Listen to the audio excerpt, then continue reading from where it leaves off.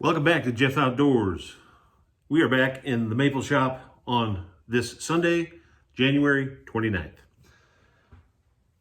I put in 15 taps yesterday and the sap is running like crazy. One silver maple tapped, 1, 2, 3, 4 red maples, and 2 Freeman maples. If you've never heard of a Freeman maple, you can tap those too. And I have one Norway, which is a Crimson King maple that I tap just right here in the vicinity of the shop. So I tap other places too. So I have neighbors up the road I tap, and I have some friends over in the next township that I tap. I'm putting out 50 taps this year. If you've not done maple before, 50 taps is a pretty good deal. Can be a pretty good amount of sap for one person to handle. But never to fear, because Jeff Outdoors is here. And we have sap hanging on the buckets, inside the buckets that are hanging today. And it ran yesterday. The temperature went down a little bit. Temperature came back up to about 40 degrees, and that sap is running like crazy right now. What to expect in the next week though? I'm in Northern Ohio. We have polar air, call it a vortex, I don't know. We have polar air that's going to be creeping down. And during the maple season, the maple trees get cold and that sap shuts off like a faucet. So whatever's there can actually freeze if it's coming out of the tap, depending on the temperature. Or it can just freeze in the buckets, and that's completely fine. If it stays cold, that's what you want. Whether it's in the buckets or in your outside storage or in your inside storage, however you do it. I am a very small producer with the 50 taps. My first season, I think I boiled maybe 120 gallons. The next season, it was up to about 300. Last year, it was, gee whiz. I can't remember offhand. It was probably around 450, something like that.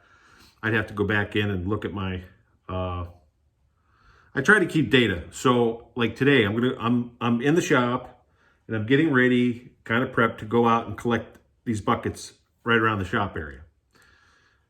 But first, something I probably should have done a month ago, but I do a little bit at a time as not to be overwhelmed with the cleaning of the supplies, getting supplies put together and ready for the maple season. When the sap starts running, the sap starts running. If you miss it, you miss it. There's no turning back. Wait till next year. We don't want that. So what I'm doing out here today is I have some of these 5-gallon buckets that I've used in the past. This year I am using the 3 barrel tanks, which have been cleaned. So maple syrup takes equipment. If you're looking to get into maple, it takes equipment, and there's no getting around it. Stainless steel, food grade only. Food grade plastic, okay? High density HDPE with the number 2 on the little triangle thing that you might see on plastics. That's what you're looking for. Do not use, I would not recommend using like a big Rubbermaid trash can to put your sap in. Those aren't food grade. That's going to leach into your sap, give you off flavors. And you've put all that work into your operation, and your syrup at the end is not going to be what it should be. So just don't do it. Just don't do it. That's my opinion. And I think there's a lot of longtime maplers that would agree with that. So let me show you kind of how I go around and collect sap around the shop here anyways. So I've been cleaning these buckets. I have kept some. I had a bunch of these buckets, but I turned a lot of them into onion and potato planters. I grow peppers in them, semi-bucket garden in the summer. But I did save some for maple season. They are dedicated sap. Nothing has ever been in these buckets but maple sap. I bought them just a few years ago. Well, 4 years ago. And I have lids, and I keep them lidded. Why am I using these small buckets instead of these tanks right now? it's the beginning of the sap runs here in Northern Ohio. If I had to estimate, I may have about 20 gallons in the buckets as of right now.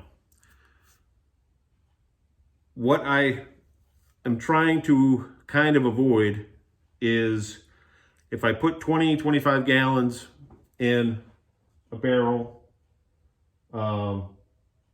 right now with the upcoming freeze, if I do put a barrel outside, I would risk having a huge chunk of ice possibly that I would need to try to break through. And I'm not really prepped right now, just yet, very close to having the tanks set up outside, positioned by the evaporator, which is about 50 feet outside the shop here, ready for boiling. And once I have that ready, I'll set those out, and that will be the storage for the season. I want to keep small, manageable buckets right now that I can, with the weather, with the temperature, take in and out of the shop. I will set these buckets with a lid, firm lid, airtight lid. I will set them outside the shop. It is warmer up in here than it is outside, and I don't want my sap, I don't necessarily want it to freeze, but I don't want it to really warm up either. So a good medium, a good balance is having the smaller buckets, having something manageable for these first few drops coming out of the trees, 20, 25 gallons maybe. If I go out and I get more than 25 gallons today, I may just go ahead and take the barrel and put it out. The barrel, I have a barrel stand that I just built by the evaporator, and it's back behind my wood pile, so you really, you can't really see it unless you came down. My driveway's just out here. It sweeps down. And, these lids, so these lids on the tanks, these do have a seal on them. It has a rubber seal. So we're getting a lot of rain, especially today. It's not supposed to rain through this week, so I probably wouldn't have a problem. But I have a pet peeve that I should probably just get over. These hold water if it rains, these hold water inside here, and I have to dump it out off the tank in order to get inside to get the sap.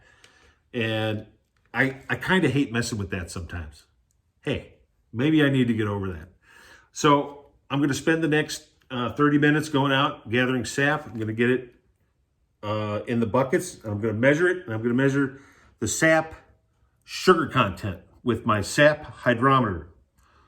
So that will be, I'll do that on the next video. So when you're done watching this, there'll be another video about measuring the sap sugar content with the sap hydrometer. So don't miss that one. Yeah, so otherwise, it's Sunday. It's been a really nice weekend. Had my niece's birthday this weekend, and she turned 11 years old. So we celebrated her yesterday, and had a little pool party for her. And today is Maple Sunday, relaxing. I don't consider this work. This isn't work. This is just something I do.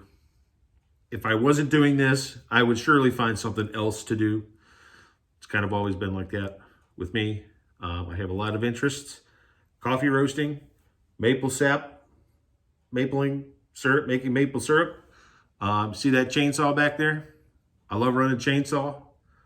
And get your butt down to Paul Bunyan Festival in Guernsey County, Cambridge, Ohio, 2023, first weekend in October this year, to hang out.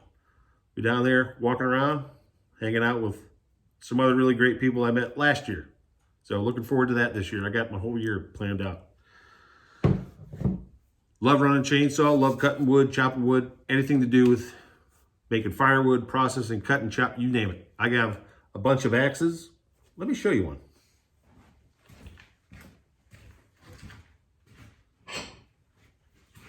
I wanted to highlight, this is a Snow and Neely camp axe. You're probably wondering why I have duct tape on there. Well, my dummy head thought it would be good. I was out throwing my hatchets and stuff at the big wood pile out back just for fun, you know, a little axe throwing. I went ahead and threw this, and it stuck right into the, right where I wanted it to go. Then I had my other little hatchet, and I thought I would try to get it next to it.